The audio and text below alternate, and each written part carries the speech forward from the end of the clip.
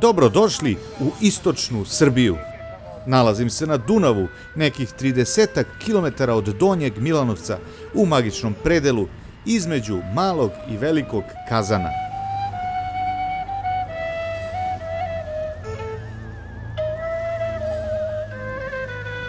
Vozimo se čamcem na pola puta od Srbije do Rumunije.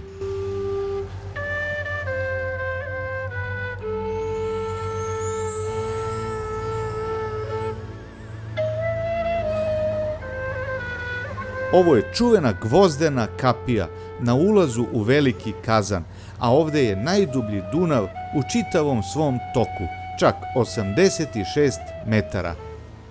Sa desne strane nalazi se Veliki Štrbac, najviši planinski vrh ovog kraja. Pripada Miročkim planinama i visine je 780 metara.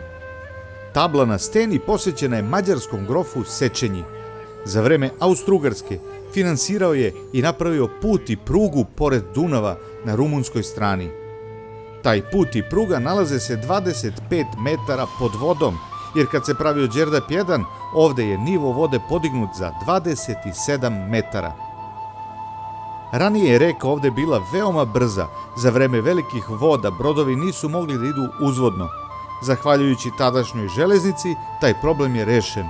Lokomotiva bi sačekala brodove, pustila im dugačke sajle i onda ih vukla uzvodno. Pećina Ponikova dugačka je 1650 metara i prolazi kao tunel na drugu stranu planine, najveći prirodni rezervat slepih miševa u Evropi.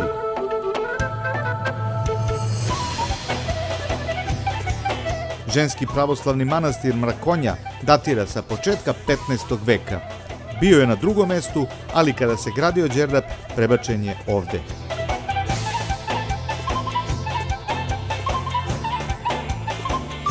Kada su Rimljani osvajali Dakiju, sadašnju Rumuniju, u periodu od 100. do 107. godine nove ere, u vreme Prvog i Drugog Dačanskog rata, izneli su oko 60 tona zlata i 120 tona srebra.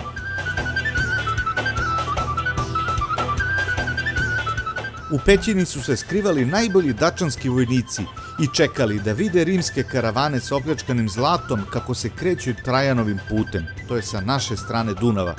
Kada bi ugledali karavan, brzo su ulazili u čamce, prelazili Dunav i napadali Rimljane, kako bi deo opljačkanog zlata i srebra vratili u Rumuniju.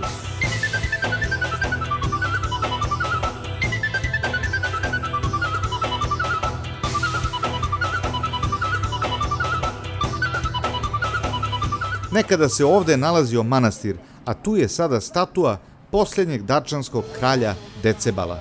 Kralj Dačana koji je vladao u razdoblju od 87. do 106. godine.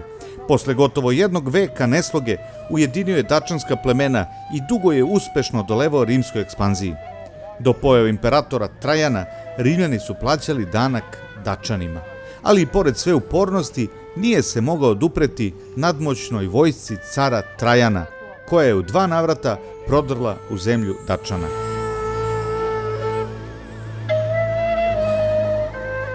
Trajanova tabla je latinski natpis posvećen rimskom caru Trajanu, urezan na isklesanoj steni koja se nalazi iznad Đerdapske klisure. A nekada se Trajanova tabla nalazila na stenama ispod. Kada je pravljen Đerdap, naši stručnjaci isekli su tablu i podigli na visinu kako bi bila iznad vode. Za to su zaslužni kamenoresci i inženjeri iz firme Venčac iz Aranđelovca. Tabla je komplikovanom procedurom uz mnogobrojna sečenja stena podignuta za 27 metara.